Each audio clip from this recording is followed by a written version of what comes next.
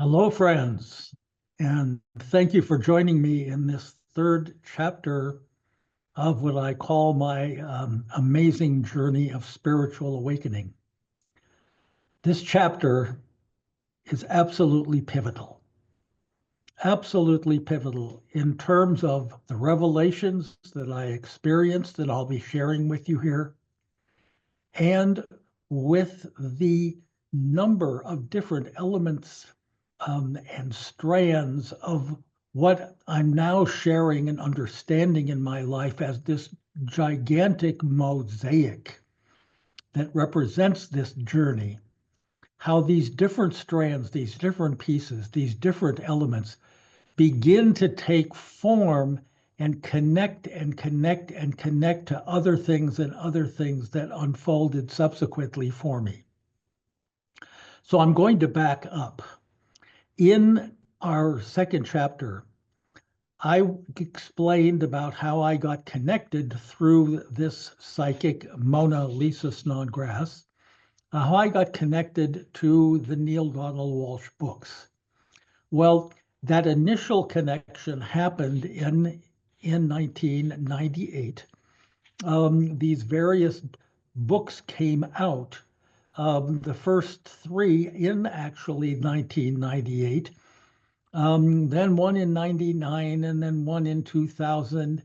And as they unfolded, I became more and more engrossed in the depth of the story that was being revealed in Walsh's books.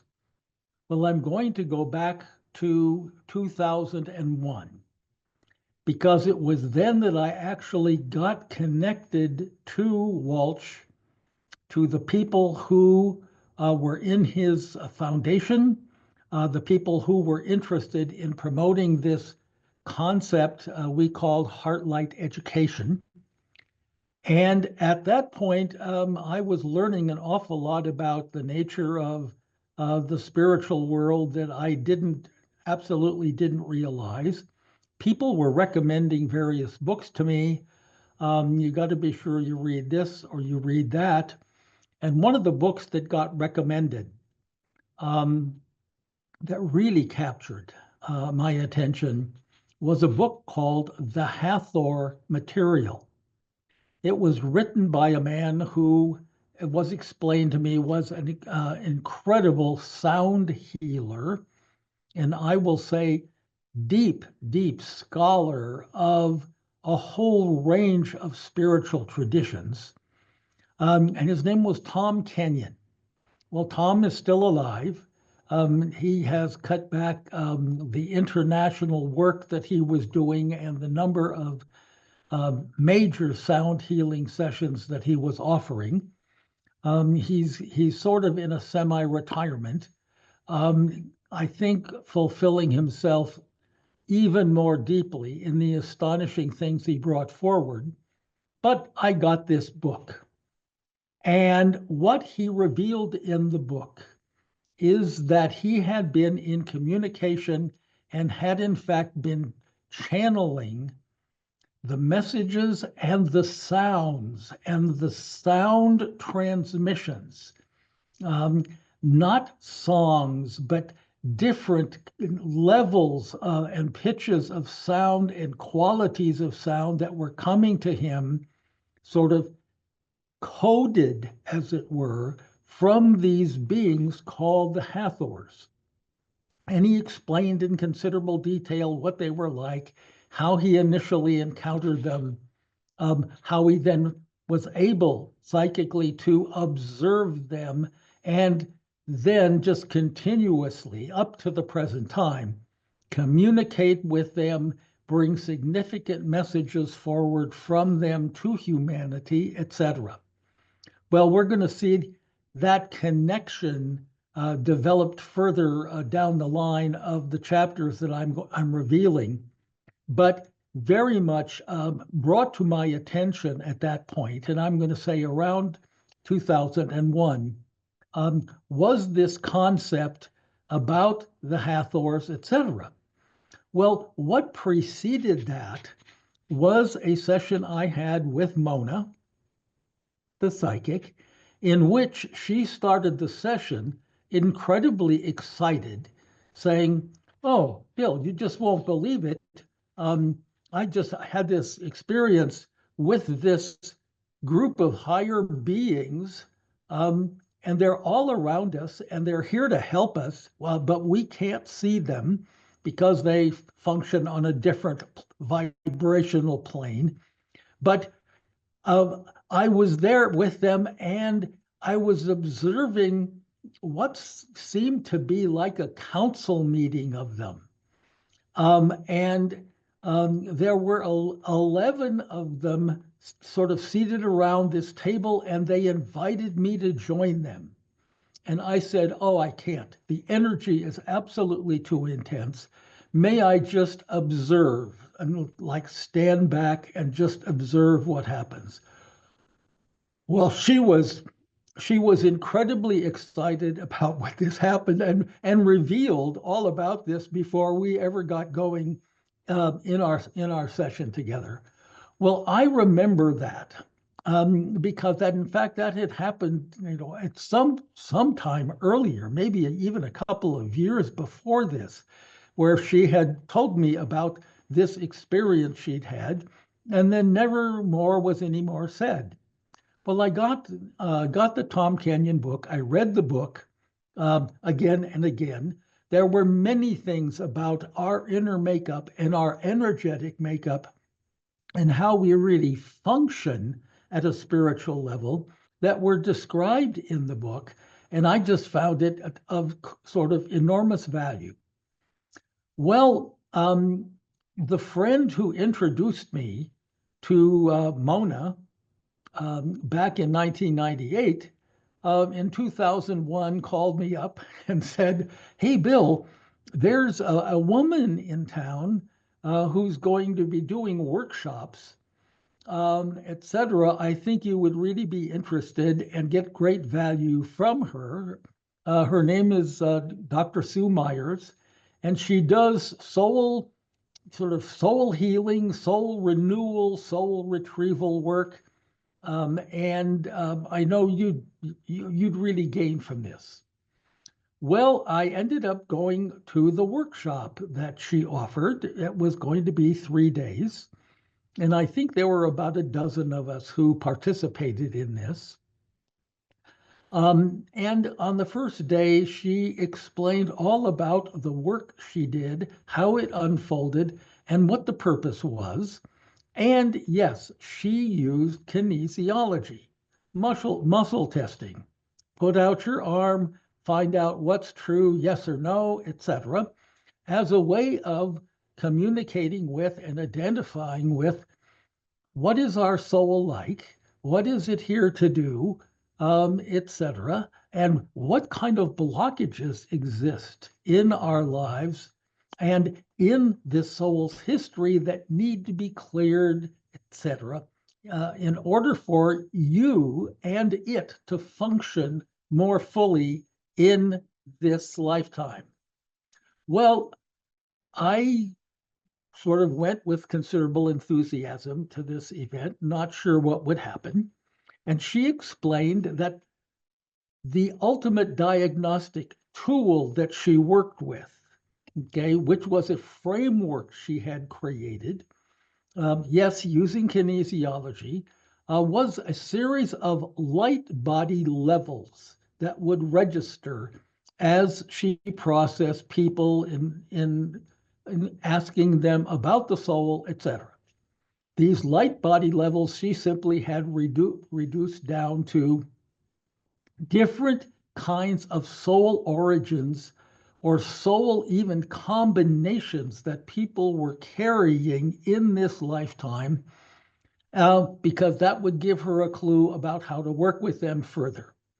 So she had this coding system, and she explained to us about these different light body levels, et cetera, et cetera.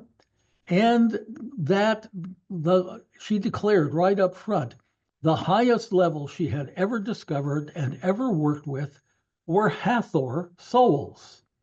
That people actually came in and had a Hathor working with them, etc. but there were other kinds. There were angelics. There were souls that were here on particular missions to do particular kinds of things, and there were numbers for all of these. Well, on the second day of this workshop was the day to identify what kind of soul do you have. And one by one, we went up, and she went through a process of testing the numbers, et cetera, and then asking questions. And her method, I think, really important to know, is that whenever something arose that seemed to be a little unusual, she would say immediately to you, before you could even think about what that would mean, well, what does this mean to you? And she was trying to get the spontaneity of not what's in your rational mind after you begin to analyze and think about things, but what's really there for you. What is your soul trying to say in this moment about what you've just experienced? Well, this went on for several people, et cetera, et cetera. And it finally became my time to go up and do the testing. And what she had explained about these Hathors is that, and all these other souls, is that no light body level higher than 33 had she ever worked with, had she ever discovered, et cetera. So that was sort of the top of the scale. Okay, so Spady's up there and he's got his arm out, and she marches through the numbers, et cetera. And by the way, is always taking notes because she wants to work with the information that's revealed when on the third day we do final big integration and healing and all of the really, really deep big work that's going to be done. So anyway, we go through the numbers, et cetera, and pretty soon we're getting awfully close to the number 33, and we get to the number 33, and the arm is still up. And she says, well, you have a Hathor soul. And I guess the honest thing to say is I guess I was amazed and shocked. It's like, really? Because I had never heard about these things until quite recently. And, and this was the highest light body level that she had ever, worked with. So I, sort of said, okay. Well, there was this big pause. And she is working with her guides. We call those guides spirit partners, but she had a very specific guide that she worked with, and his name happened to be Abe.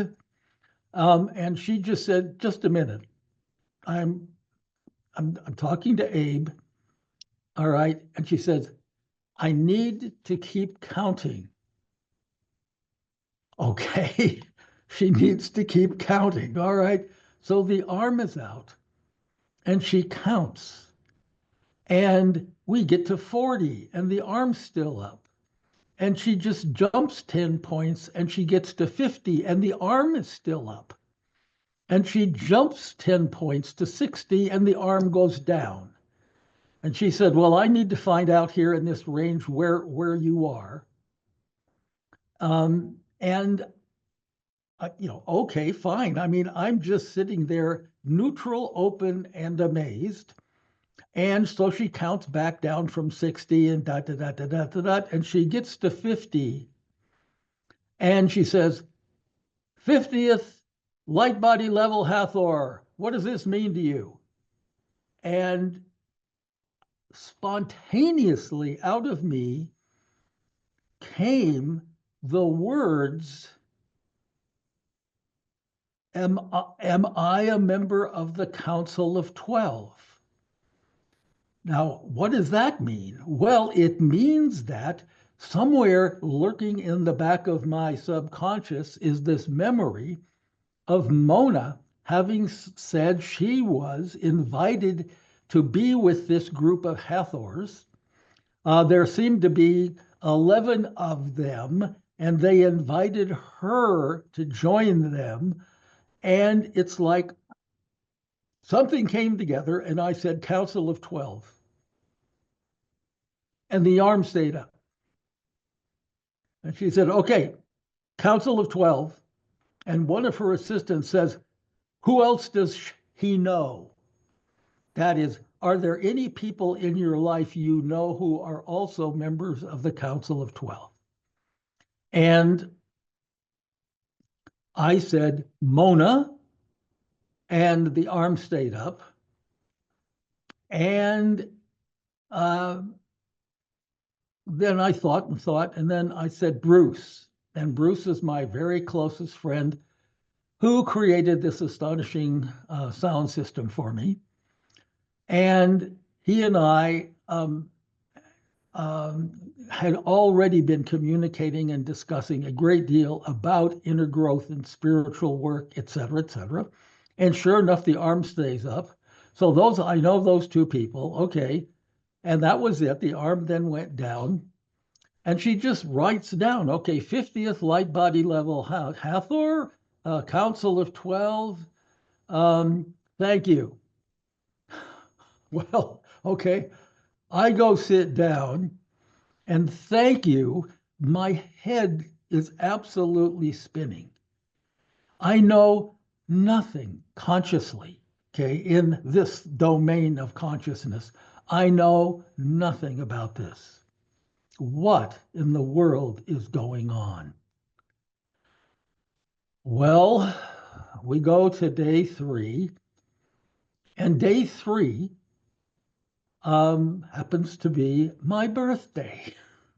Okay, this is absolutely true.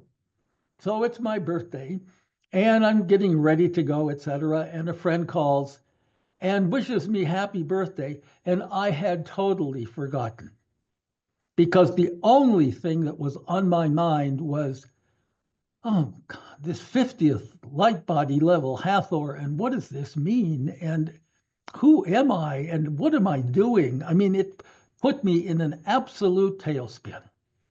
Well, I go to the workshop, and okay, this is going to be a heavy duty day. Everybody's going to go through this sort of integration of all the work she had been doing with us the first 2 days around our soul and its issues and maybe its problems and one thing and another. And the first person she calls up is a fellow who had been with her in a previous workshop, and he had come back kind of for a checkup almost.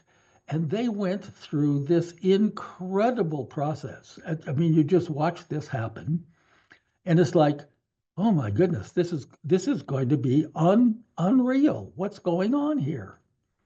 Well, I'm the second person that she calls up.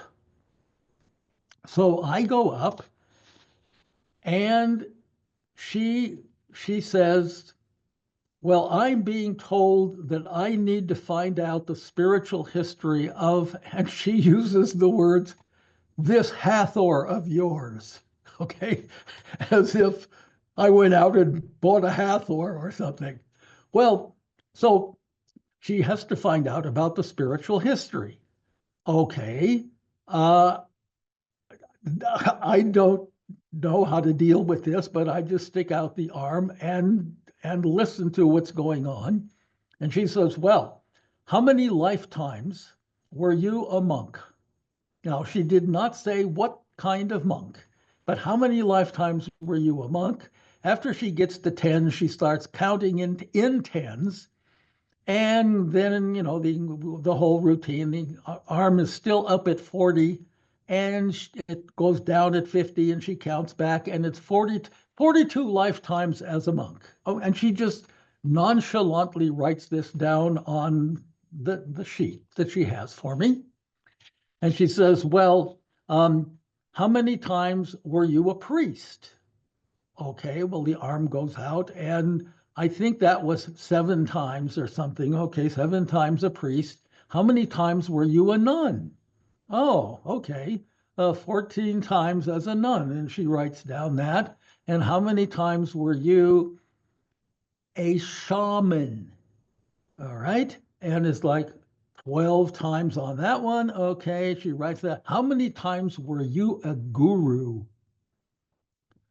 12 times for that.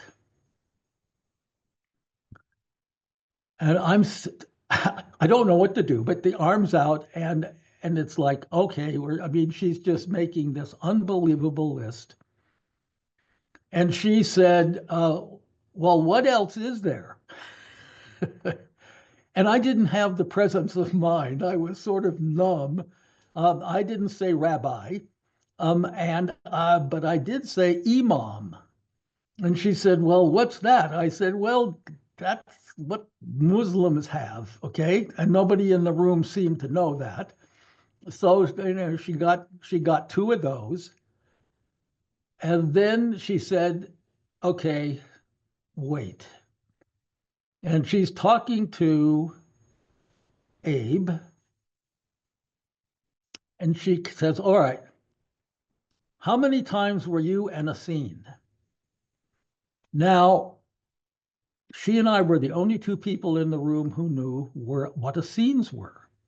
And I only knew what Essenes were because I really didn't know what Essenes were, but I thought I did, because I had been to Israel and had gone down to a trip down to see the fortress Masada, which is down on the edge of the Dead Sea. And on the way, my colleague who took me on this trip, we stopped at Qumran. And Qumran is just an archaeological site where the Essenes, that is a group of highly devout, what they understood to be highly, highly devout Jews, lived, okay, in kind of seclusion. And they, it turns out, wrote the scriptures that we know as the Dead Sea Scrolls. And from the site that is down kind of at the level of the Dead Sea, you can look up and you can see all these cliffs up above and where these caves are, where they found the Dead Sea Scrolls. Okay, so that's what I knew. That's what I knew about the Essenes, because people had given them the name, or they knew that they were called the Essenes. And I had read somewhere, okay, in all the reading that I was doing, that James, the brother of Jesus, had been the head of that Essene community. So I knew that much sort of lurking in my brain about Essenes. I didn't realize lots and lots of other things I have learned about the Essenes since then, but that's what I knew. All right. So she said, Essenes. All right. I need to find out how many lifetimes you were an Essene. Well, we start counting and we get to, in tens, we get to 50 and we go back up to 60 and work our way down. And it was 55. And she says very directly and 55 lifetimes as an Essene. What does this mean to you? And all I could think of was Qumran. All I could think of was James. Okay. And I said, did I know Jesus? Okay. Thinking of maybe I was a member of this community. All right. And the arm stays up. And she says, what else? And this wave of energy comes over me. I turn ice cold. And I say, was I one of the 12 disciples? And the arm stays up. And the people in the room go crazy. The women are crying, guys are yelling, oh my God, this is unbelievable. All this kind of stuff, this just total turmoil is suddenly erupting. And she says, which one? Hey, now, and this is happening very fast. Which one were you? And all that flashed through my mind was, well, I've done all this transformational, out of the box, paradigm shifting writing and education. All right. And I mean, what's sort of the most radical stuff? It's there. And I just said, John. And she says, there were two Johns. And at that point, I was in this state of overwhelm. And I said, I don't, and I said some very bad words, care how many Johns there were. I'm the one that wrote Revelations. And the arm stayed up. And it was like, oh my God. Oh my God. And while all these people are crying and yelling, and I'm just there totally numb, she very calmly says, well, I was told I would meet one soon. That is, I would meet a disciple. Okay, well, how do you deal with that? How do you deal with that? When you haven't got a clue and you are really serious about doing inner work and manifesting your inner power in this lifetime and bringing the world your best stuff, so to speak, and you find that out. Well, it was overwhelming. It was overwhelming. This was not like walking around and saying, well, boy, I was one of the 12 disciples.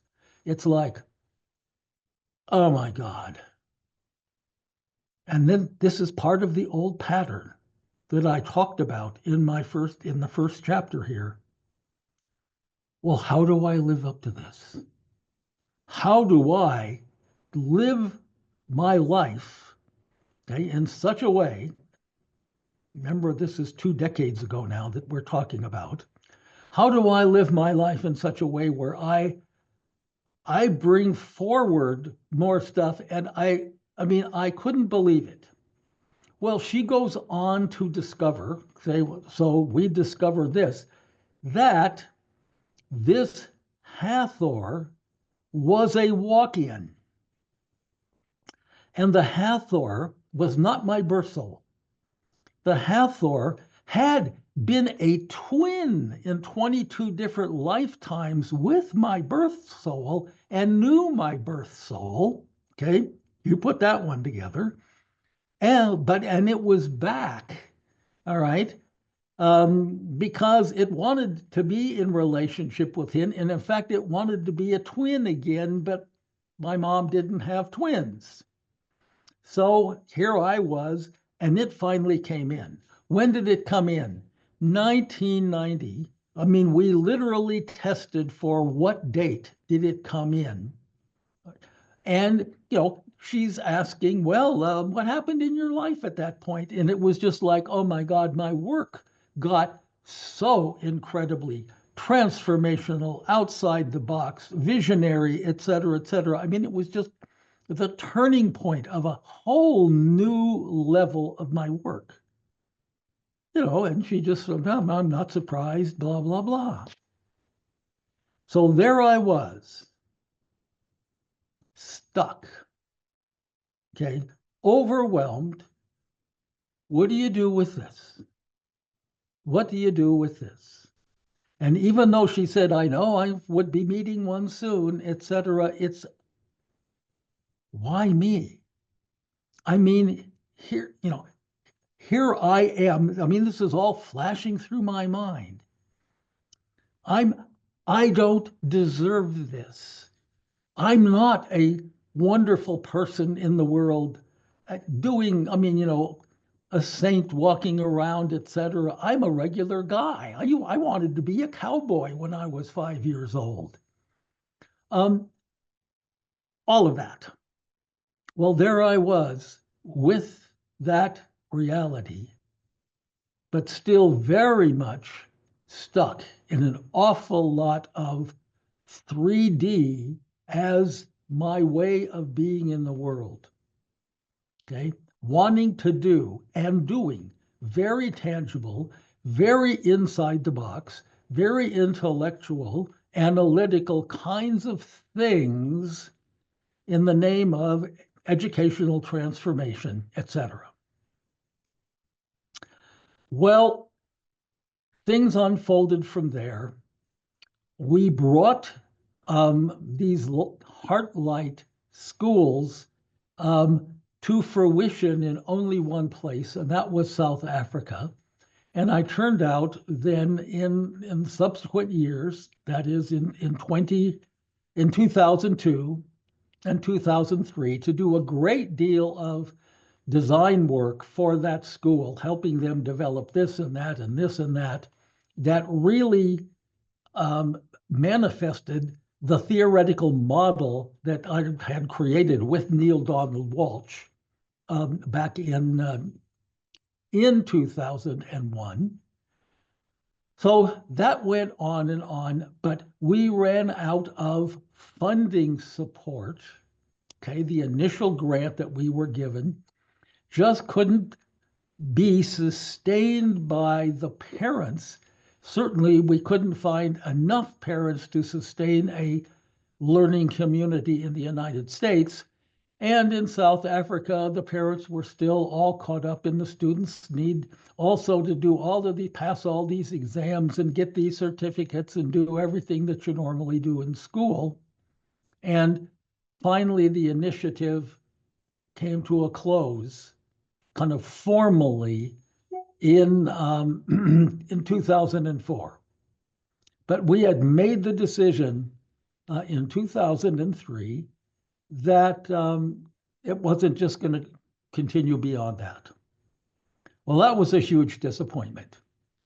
And it turns out that some people I knew and colleagues I had met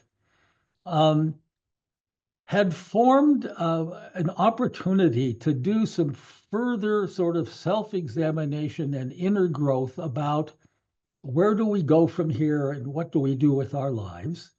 And that happened a couple of months after the formal decision was made to disband the organization formally.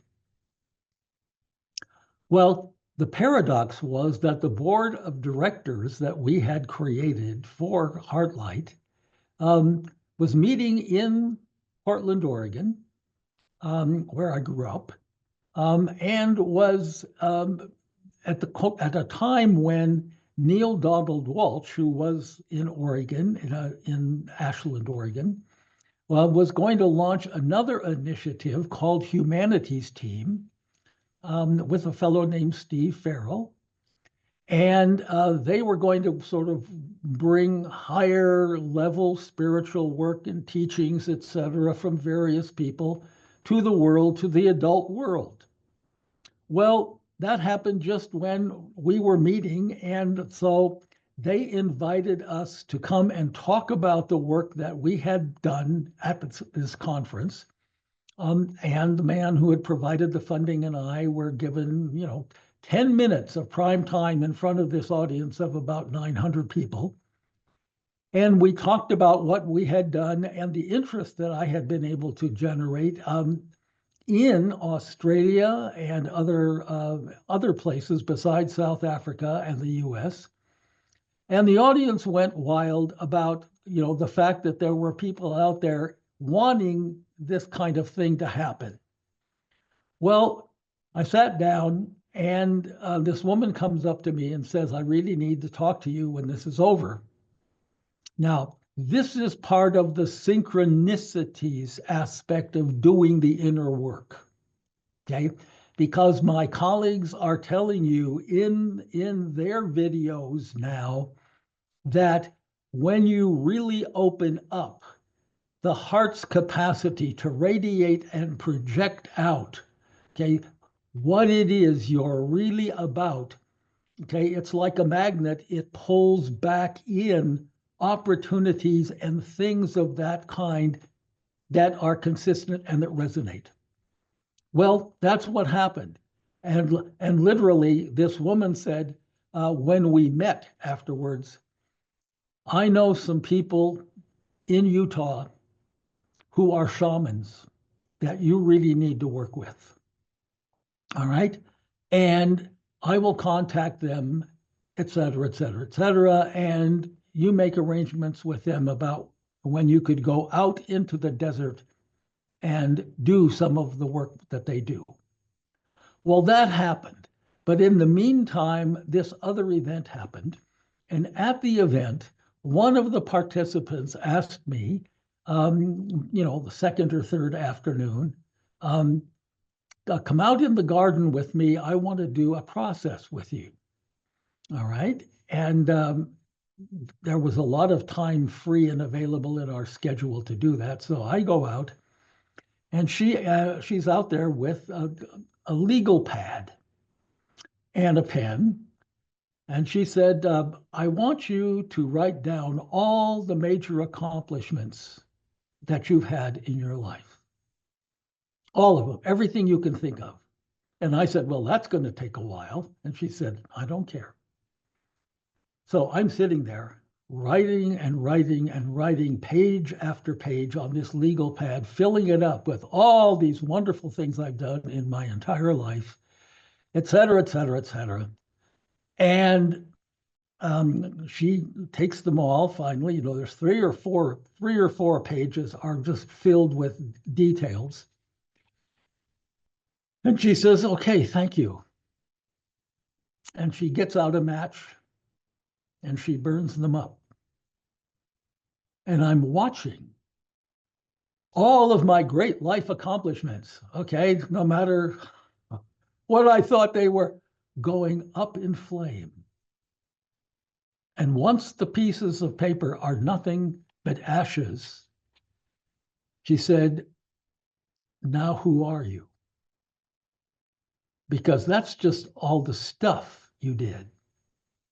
Who's you? Who's the Bill Spady down inside? Well, it's not like I had to answer her with an encyclopedia of explanation and whatever. It's like, oh my God, what I know is I'm carrying this second soul. This second soul is a member of the Council of 12 of the Hathors. It is huge. I'm obviously supposed to do something with this, and I don't know what it is. I don't know what it is. Well, the fall comes, and I meet these people and go out into the desert for the very first time. And I am introduced to a whole world of spirituality that I didn't know existed except, reading about it or little tidbits of this and that. But it is basically the spirituality of Native Americans. And it is very deep. And they honor, they feel, they work with a whole range of energies that they feel are sacred.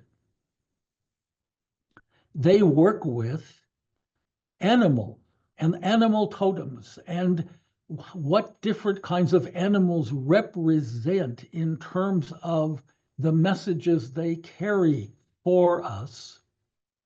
They work with 7 directions, 7 sacred directions: north, south, east, west, the above, the below, and the within. And all of this is done in ceremony before you ever actually begin the work. Okay? It is a matter of connecting with, radiating, opening up to all of these kinds of things.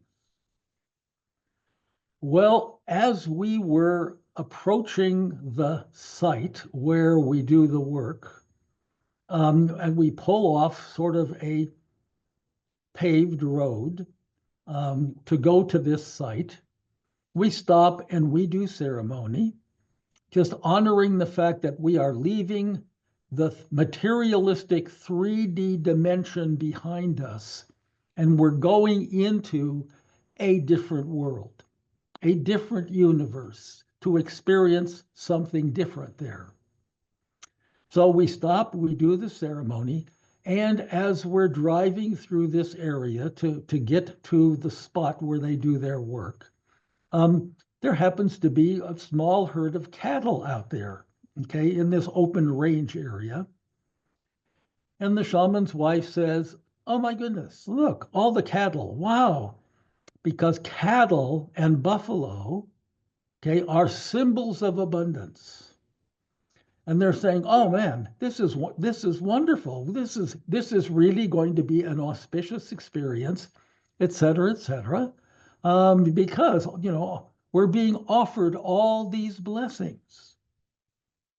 Okay, we get out to the site, and while they're preparing the site, they're asking me to just sort of walk around and get familiar with what's there. And she looks up and she says, "Oh my gosh, look, there are 2 eagles circling around us up here. Wow, what an omen that is. That is just incredible, okay? Because they bring the high spiritual energy."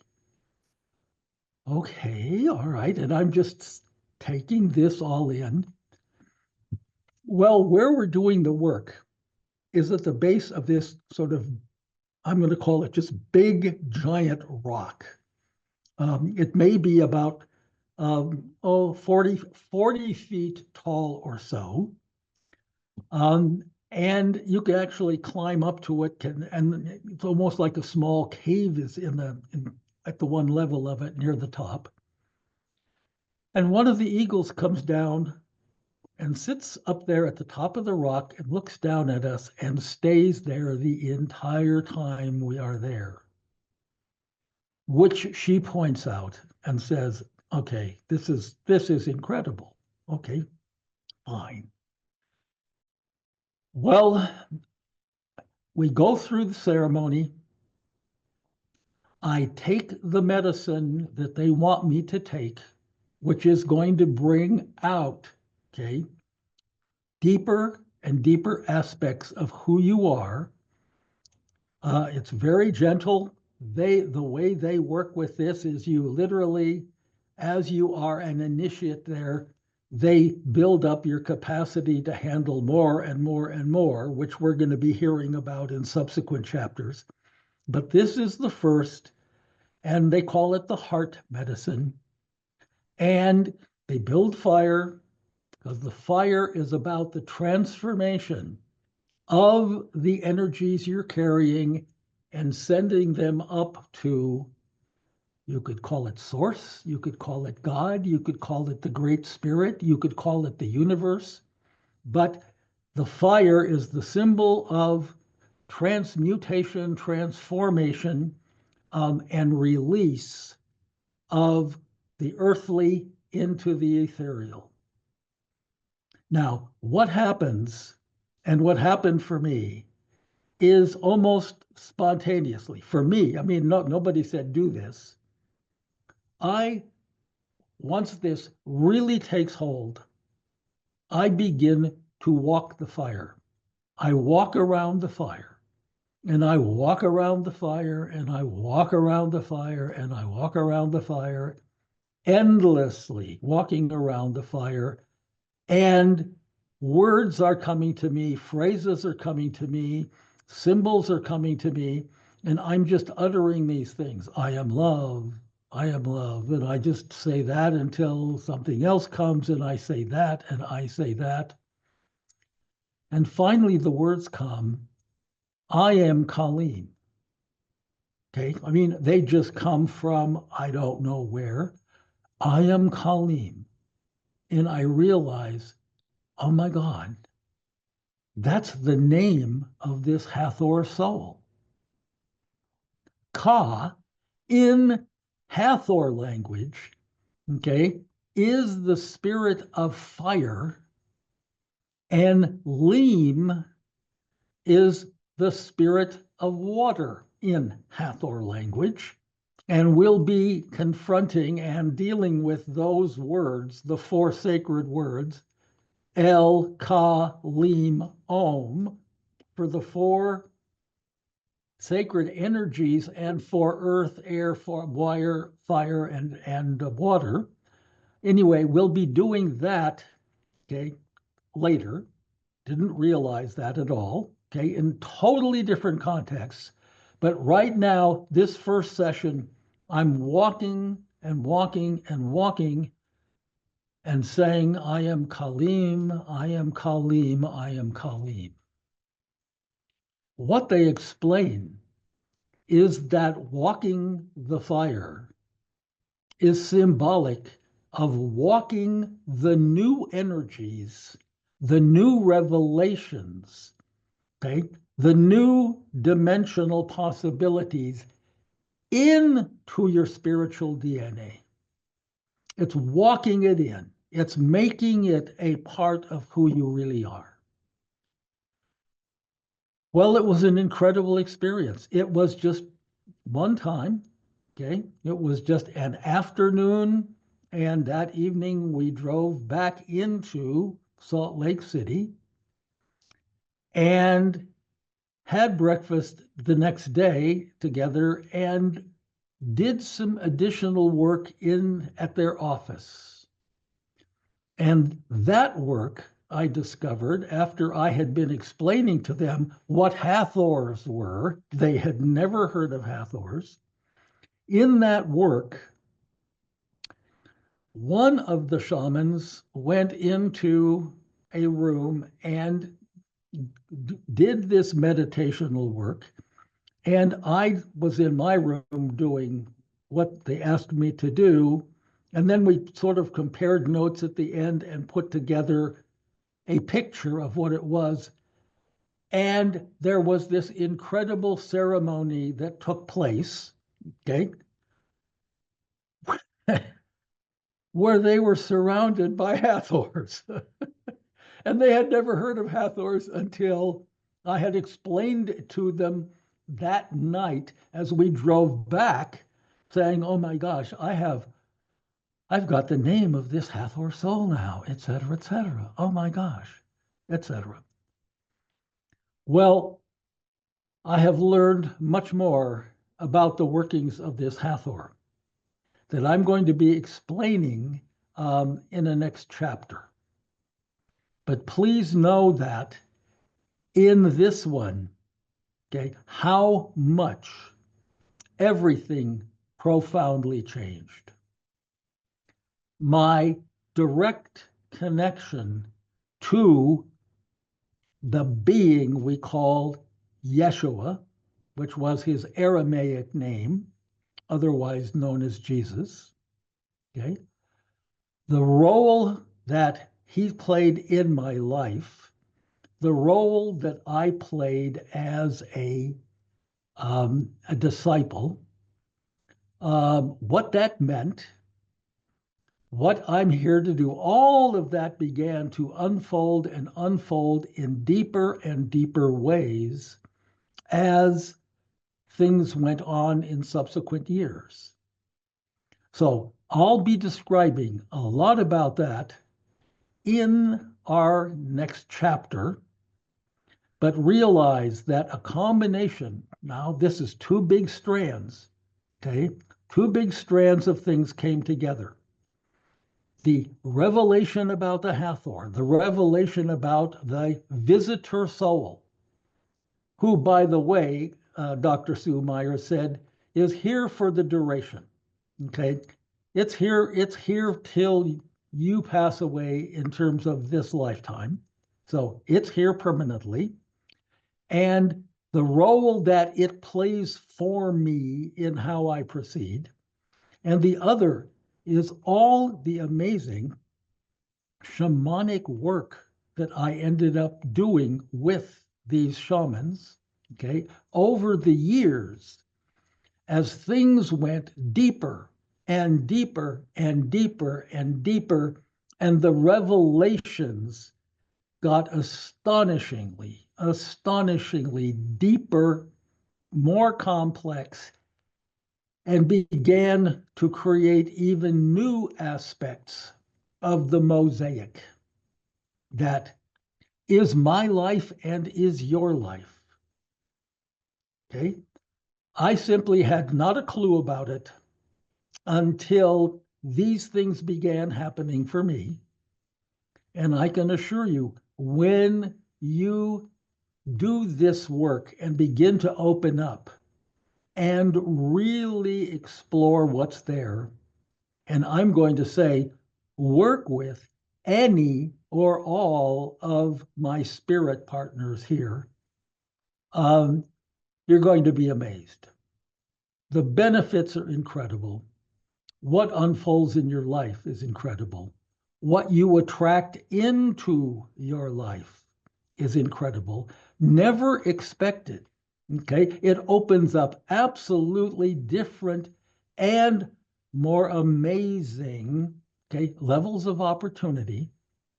And it's, yeah, and it's priceless. It is absolutely priceless. So I've been blessed. I've been blessed because there are many more chapters that I want to discuss and reveal about what happened, because I'm doing it only because in each one, new things broke open, okay? New possibilities open. The picture gets richer and richer and richer and deeper and more complex, and in a way, much more unified. Okay, it's a paradox. The more complex and detailed it is, the more you begin to see the unifying elements in all of it. So that's chapter 3. It basically centers around what happened from essentially the year 2001 to 2000, the end of 2003. My sister Shah, who you will meet here as a spirit partner, actually followed me out to the desert and worked with these people and had an astonishing experience there herself, a first experience, which I think she'll want to share in the interviews we do. So thank you. See you soon for the next one. Knowing that El Khalim Om is with us. Yeah, it'll reappear many different times, but part of the next time really appear is going to be in Egypt sometime here in our future, down the road of the chapters. So thank you, and see you again. Bye-bye.